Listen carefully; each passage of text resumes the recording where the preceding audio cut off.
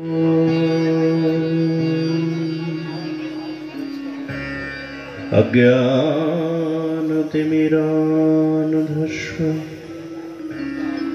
ज्ञानाञ्जनशलाकया चक्षुरुन्मीलितं येन तस्मै श्रीगुरवे नमः। नमो विष्णुपदाय कृष्णकारणमूर्तये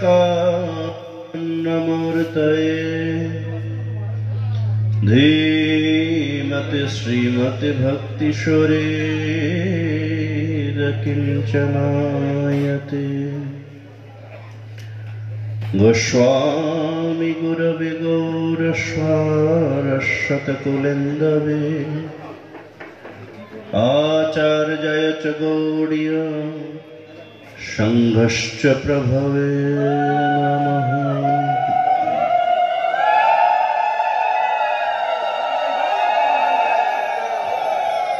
देश विदेशे विदुषं समाजे भक्तिं प्रचार्य खिति दुःखहारी श्री भक्ति स्वारंगतया प्रसिद्धो गोस्वामी पादो जयपाद जगत्तमः। सृजनार्बुदराधितपादयुगम् युगधर मधुरंधर पात्रवरम् वरदाभयदायक पूज्यपदम् प्रणमामि सदा प्रभुपादपदम्।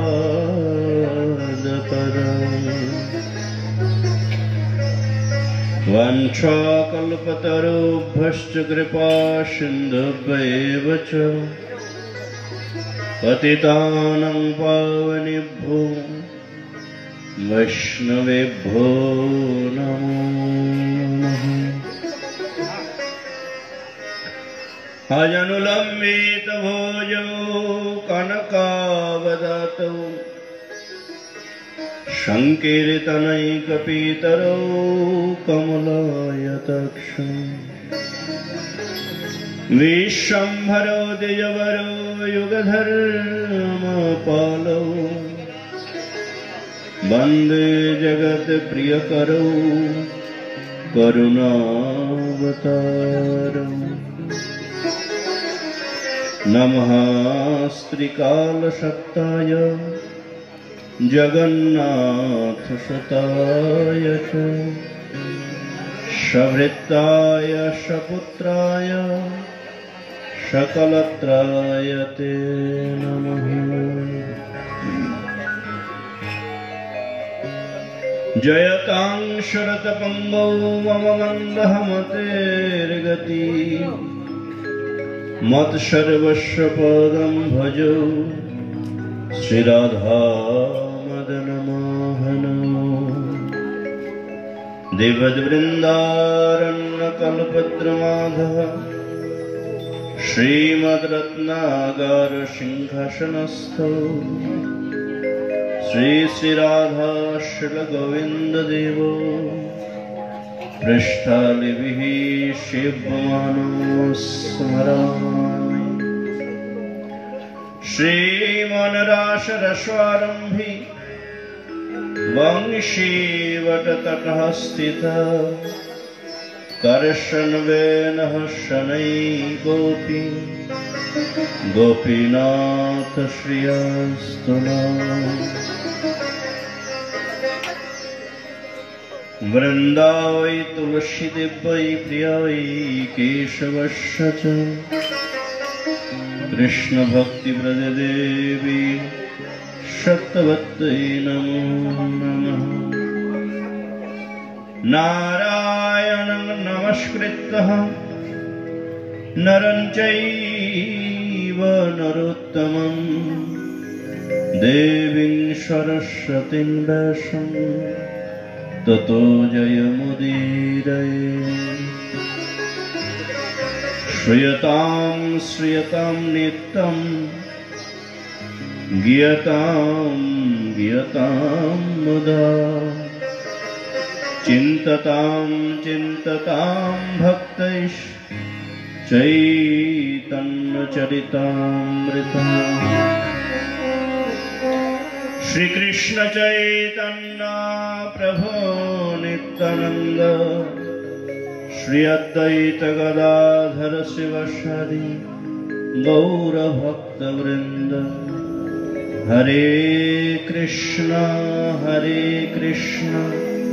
कृष्ण कृष्ण हरे हरे हरे राम राम राम हरे हरे। सर्वग्रे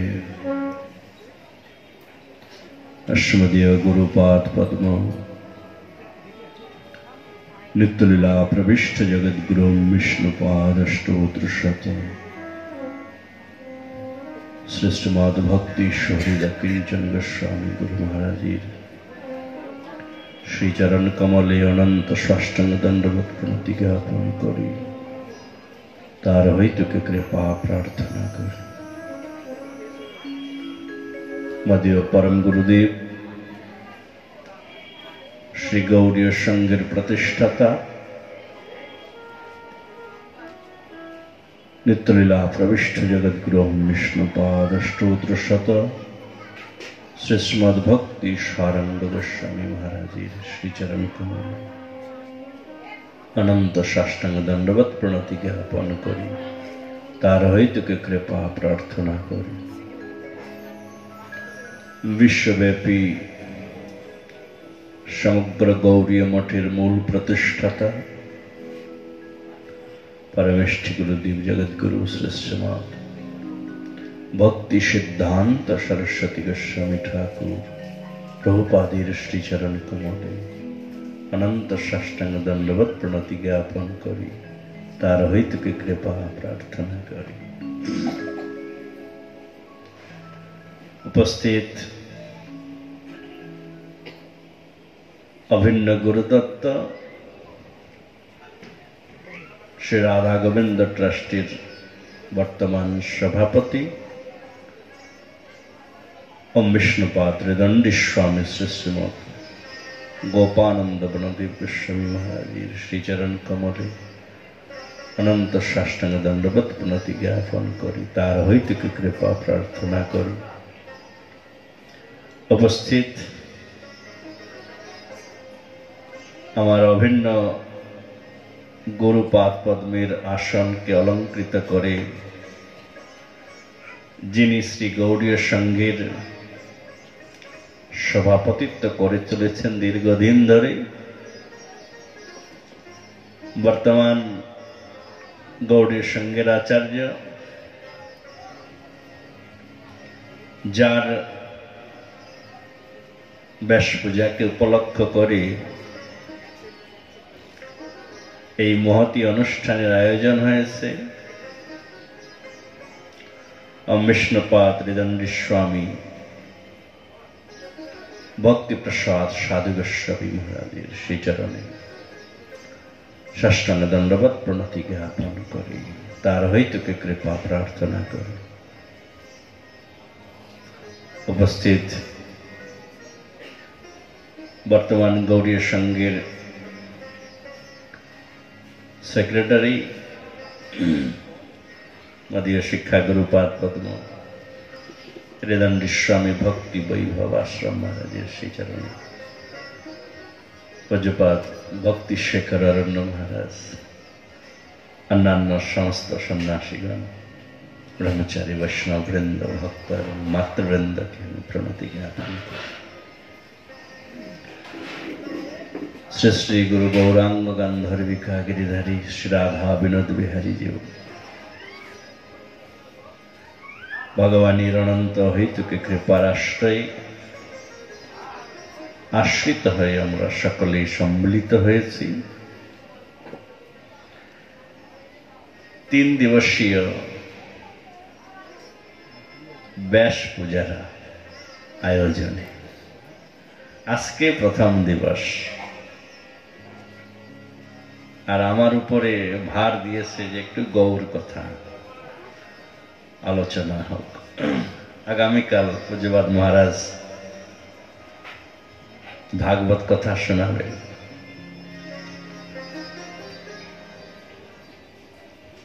গৌর কথার আদি অন্ত নাই, এটা আমরা জানি সকল। এর আগেও গৌর কথা হয়েছে এখানে।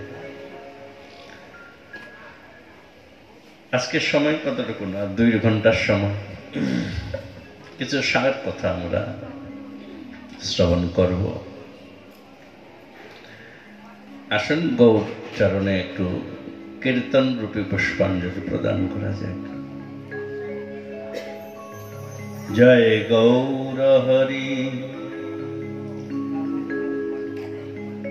জয় সচিনন্দন, জয় গৌর হরি, জয় সচিন,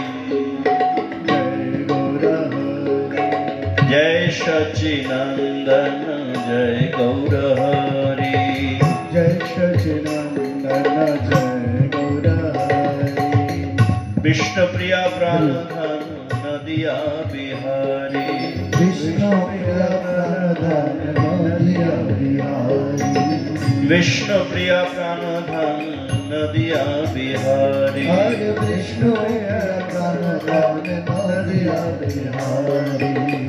জয় সচিনন্দন গৌর গুণাকর, জয় সচিনন্দন গৌর গুণাকর, জয় সচিনন্দন গৌর গুণাকর, সচিনন্দন গৌর গুণাকর। প্রেম পরশমণি ভাবরস সাগর, প্রেম পরশমণি ভাবরস সাগর, প্রেম পরশমণি ভাবরস সাগর, প্রেম পরশমণি ভাবরস সাগর। জয় সচিনন্দন, জয় গৌর হরি, জয় সচিনন্দন, জয় গৌর হরি, জয় সচিনন্দন, জয় গৌর হরি, জয় সচিনন্দন, জয় গৌর হরি। গৌর গৌর গৌর হরি, গৌর গৌর গৌর হরি, গৌর গৌর গৌর হরি,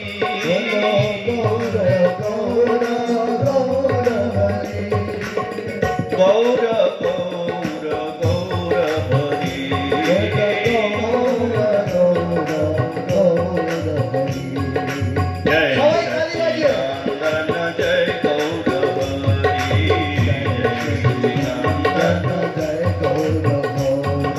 বিষ্ণু প্রিয়া প্রাণধন নদিয়া বিহারী, বিষ্ণু প্রিয়া প্রাণধন বিহারী। হরে কৃষ্ণ কৃষ্ণ কৃষ্ণ হরে হরে, হরে রাম রাম রাম হরে হরে, হরে কৃষ্ণ কৃষ্ণ কৃষ্ণ কৃষ্ণ হরে হরে, হরে রাম রাম রাম রাম হরে। হরে কৃষ্ণ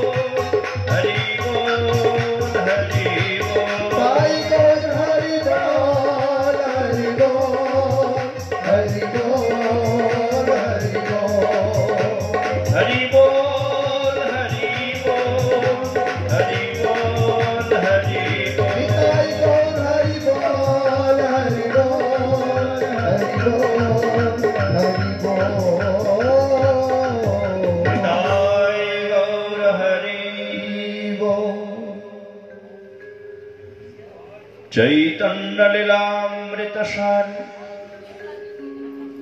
তার শত শত ধার বহে যাহা দশ দিক হইতে সেই সরোবর অক্ষয় মনোহংস চরাহ তাহাতে চৈতন্য লীলামৃত সিন্ধু করুণা অবতার।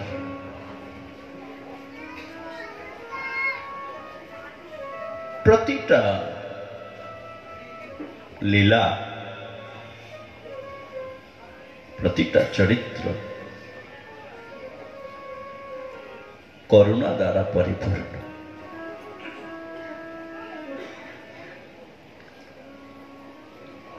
আর এই কারণেই শ্রীমন মহাপ্রভুর লীলাকে ঔদার্য পুরুষোত্তম বলা হয়েছে।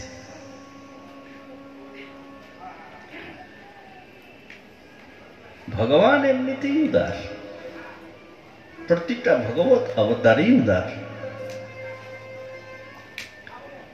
কিন্তু গৌর হরি ঔদার্য পুরুষোত্তম।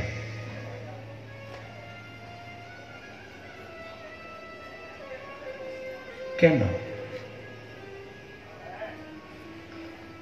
কৃষ্ণ তো দয়া সিন্ধু,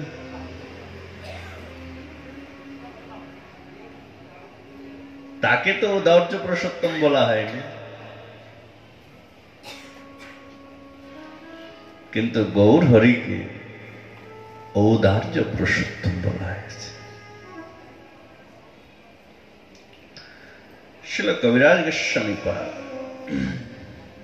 চৈতন্য চরিতামৃতের মঙ্গলাচরণে একটা বড় সুন্দর শ্লোক উদ্ধৃত করেছেন, প্রায় বলি থাকি আমি।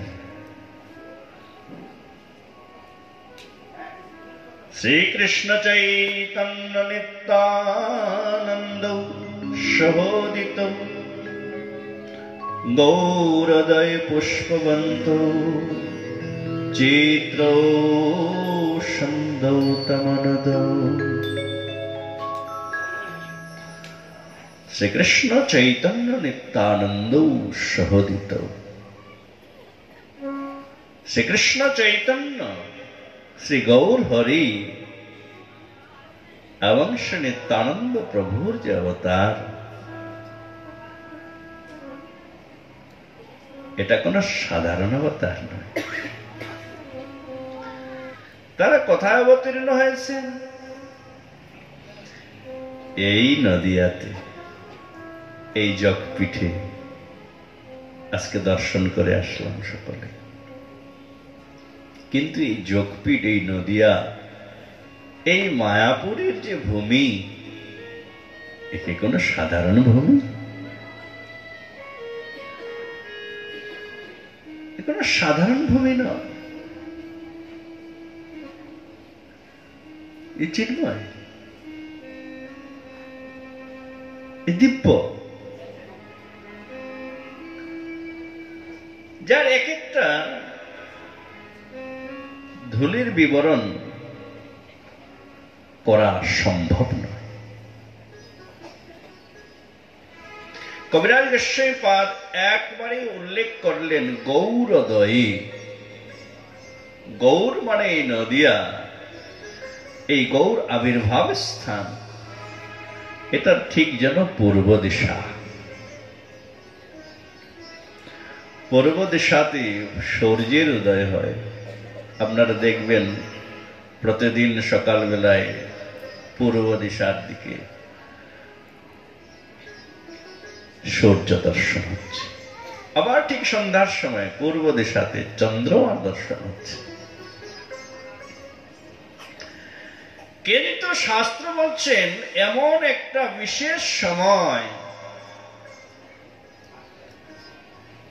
যেই সময়ে একই সাথে পূর্ব দিশাতে সূর্য চন্দ্রের উদয় হয়।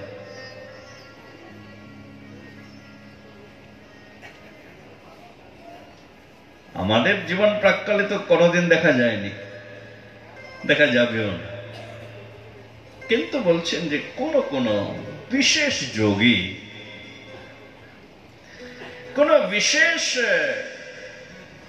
পবিত্র সময়ে এমন সংযোগ ঘটে যেই সময়ে সূর্য চন্দ্রের একত্রে পূর্ব দিকে উদয় হয়, আর সেই সময়টা কি বলা হয়? পুষ্পবন্ত। আমার কোষ গ্রন্থে একয়ক্তা পুষ্পবন্ত দিবাকরৌ নিশাকরৌ, যখন একসাথে পূর্ব আকাশে সূর্য চন্দ্রের উদয় হয়, সেই সময়টাকে সব থেকে শ্রেষ্ঠ পবিত্র সময় বলা হয়েছে, আর সেই সময়টার নাম হচ্ছে পুষ্পবন্ত। কবিরাজ শ্রীপাদ বললেন গৌরোদয়ে পুষ্পবন্ত। এই গৌর রূপী নদিয়া রূপী পূর্ব আকাশে, এই যোগপীঠে, এই মায়াপুরে একসাথে সূর্য চন্দ্র রূপী গৌর আর নিত্যানন্দের উদয় হয়েছে। অতএব গৌরোদয় পুষ্পবন্ত চিত্রৌ সন্দৌ তমনুত। কিছু লোক প্রশ্ন করলো, সূর্য উঠলেই তো সব অন্ধকার দূর হয়ে যায়, চন্দ্র উঠলে অন্ধকার দূর হয়ে যায়, গৌর নিত্যানন্দের উদয়ে কি দূর হলো? বলে সূর্য চন্দ্র বহিরের অন্ধকার সে নাশে। সূর্য চন্দ্র বাইরের অন্ধকার নাশ করতে পারলেও গুহার অন্ধকার নাশ করতে পারে না। গুহাতে সূর্যের আলোকও প্রবেশ করে না। কখনো টেনেল দিয়ে গেলে বুঝতে পারবে। আর এই চিত্ত গুহাই হলো আমাদের পাপ অপরাধ লুকিয়ে থাকার একমাত্র স্থান। চিত্ত গুহা যতক্ষণ পরিচ্ছন্ন না হচ্ছে, ততক্ষণ জ্ঞান কোথায়, ততক্ষণ আলোক কোথায়? চিত্রৌ সন্দৌ তমনুদৌ। গৌর হরি নিত্যানন্দ প্রভু এই ধরাধামে অবতীর্ণ হয়ে জীব চিত্তের অজ্ঞান রূপী অন্ধকারকে সর্বথা দূর করে দিয়েছেন। দুই ভাই হৃদয়ের খালি অন্ধকার, দুই ভাই হৃদয়ের অন্ধকারকে দূর করে দিয়েছেন। অতএব করুণার অবতার শ্রীমন মহাপ্রভু ধরাধামে এসেছেন কেবল আমাদের মতো অধম জীবকে, কলিহত জীবকে, কলির গ্রাসে জন্ম মৃত্যুরূপ দুঃখকে প্রাপ্তকারী আমাদের মতো জীবকে উদ্ধার করার জন্য। অনর্পিত চরিং চিরাত করুণায় অবতীর্ণ কলো, সমর্পয়িতুমুন্নত উজ্জ্বল রসাম সভক্তি শ্রিয়ম। হরিঃ পুরট সুন্দর দুতি কদম্ব সন্দীপিতঃ, সদা হৃদয় কন্দরে স্ফুরতো শচীনন্দন। মহাপ্রভু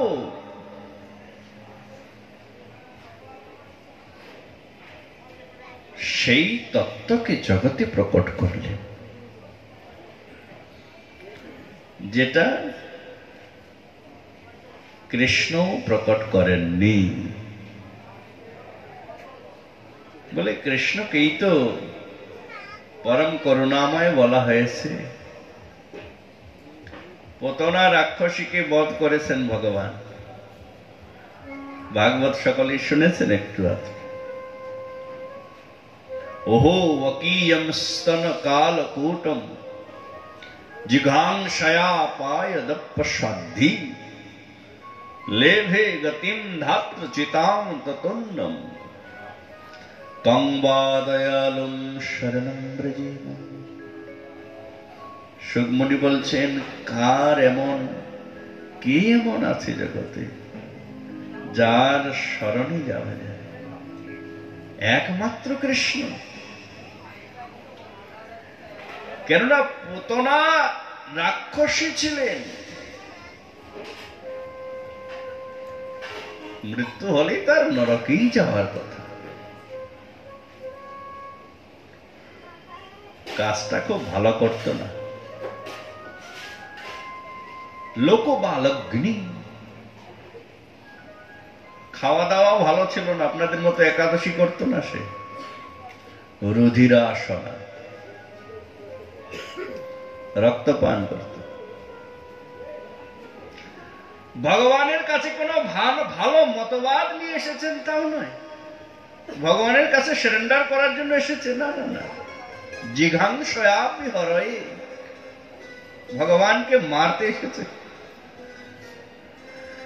কিন্তু ভগবান ফল দিলেন উল্টা। ভগবান ফল দিলেন দত্তাপসদ্গতিম, তাকে ধাত্রীগতি দিলেন। সুখমণির ধ্যান ভঙ্গ হয়ে গেল, এমন দয়ালু জগতে কে আছে? রাক্ষসীকে মুক্তি দেন, যেই মুক্তি লাভের আশায় আমরা জন্ম থেকে তপস্বী,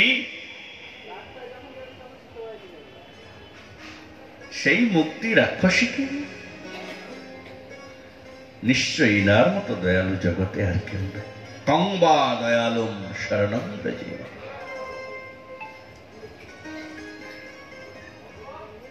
কিন্তু আমাদের জন্য দরজা খুলেন নাই। বলুন গৌর হরি কি? ভগবান আমাদের জন্য দরজা খুলেননি। পুতনাকে মোক্ষ দিয়ে তিনি সর্বশ্রেষ্ঠ দয়ালু হলেও আমরা তো কলিহত জীব,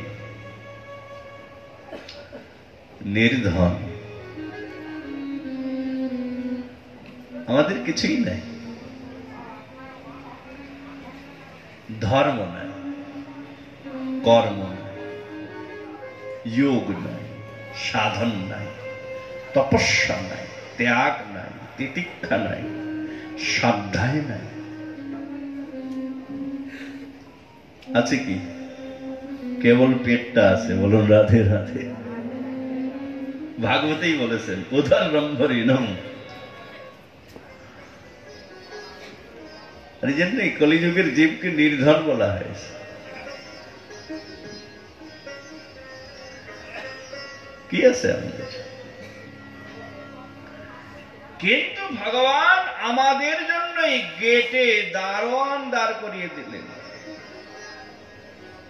অর্জুনকে বলতে গেলেন, শেষেই আমার কাছে আসবে, আমার শরণাগত হবে, শরণাগত হলেই পাপ নষ্ট হবে, এটা ঠিক কথা। অহং তাম সর্বপাপেভ্য, এটা ভগবানের সংকল্প। ভগবানের নামই সত্যব্রত, হতে তার সংকল্পে একটুও এদিক ওদিক হবে না। কিন্তু শরণাগত হওয়ার আগে শর্ত দিয়ে দিলেন, সর্বধর্মান পরিত্যাজ্য মামেকং শরণং ব্রজ। সব ধর্ম পরিত্যাগ করে আমার শরণ গ্রহণ করে। সর্বধর্মান পরিত্যাজ্য, এই যে শব্দ, কয়েকদিন আগে এক জায়গায় পাঠ করছিলাম, একজন প্রশ্ন করলেন সর্বধর্ম কি? সর্বধর্ম মানে সর্বধর্ম। সর্বধর্ম ত্যাগ যদি করেছেন কেউ জগতে, তাহলে একমাত্র দৃষ্টান্ত রম্মা কাচিদ উপাসনা ব্রজবধূ বর্গেন যা কল্পিতা। একমাত্র দৃষ্টান্ত ব্রজ গোপিকাগণ,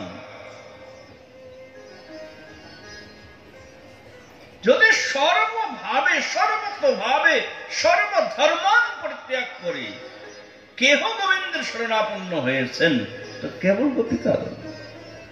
বেদ ধর্ম, মনোধর্ম, দেহ ধর্ম, কর্ম, লজ্জা, ভয়, মান, আত্মসুখবর্ম কিছু রাখেননি তারা।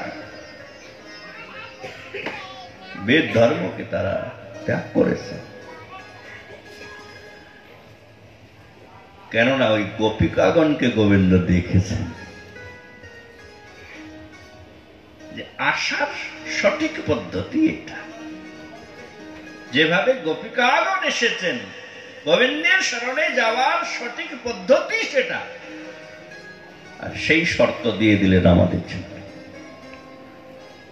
সর্বধর্মান পরিত্যজ্য মামেকং শরণং ব্রজ। আবার তার আগে সাবধান করে দিলেন সর্বকুঞ্জতম ভূয় শিনমি পরমং বচা। হে অর্জুন, সব থেকে গূঢ় কথা এটা। আমার শরণ গ্রহণ করো, কিন্তু সর্বধর্মান পরিত্যজ্য। বৈদিক কোন ধর্মই করা যাবে না, তাহলে কৃষ্ণের শরণ গ্রহণ হবে না। বেদের কোন ধর্ম পালন করা যাবে না। বেদ ধর্ম, আমি বর্ণী, আমি গৃহস্থ, বানপ্রস্থী, সন্ন্যাসী, আমি ব্রহ্মচারী, ও একটু অহংকার থাকলেই শরণাগতি হবে না। আমি ব্রাহ্মণ, ক্ষত্রিয়, বৈশ্য, শূদ্র, শরণাগতি হবে না যদি একটু সামান্য থাকে। এরপরে তো আরো মনের ধর্ম আছে। আজকাল অধিকাংশ লোক মনের ধর্ম নিয়েই চলে। আমার মন এটা বলছে, শাস্ত্র কোথায় যাচ্ছে। তারপর আবার দেহ ধর্ম আছে, এরপরে আবার লোক ধর্ম আছে। কয়টা